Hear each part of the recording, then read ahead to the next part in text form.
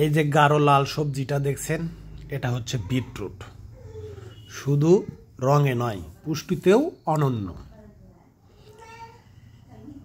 এই বিটরুটের একটা বৈজ্ঞানিক নাম আছে, এটা হচ্ছে কি বেটা ভুলগারাস।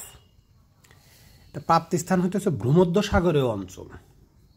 এই বিটরুটে আছে প্রচুর পরিমাণে iron, folate, vitamin C, fibre, antioxidant. এতে নাইট্রেটও থাকে, যা রক্তচাপ কমাতে সাহায্য করে, রক্ত স্বল্পতা দূর করে, হৃদযন্ত্রের উপকারী, শরীরে শক্তি বৃদ্ধি করে, রক্ত চুলের জন্য ভালো এবং অতিরিক্ত ফাইবার সমৃদ্ধ হওয়ার কারণে এটা খেতে খুবই ভালো।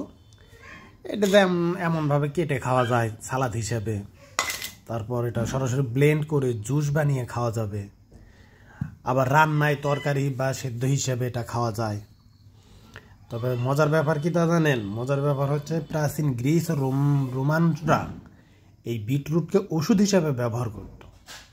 বিটরুট প্রাকৃতিক ফ্রুট কালার হিসেবেও ব্যবহার করা হয়, কারণ এটা যখন আপনি একটু নাড়াচাড়া করবেন, এই যে এরকম কালারই চেঞ্জ হয়ে যায়।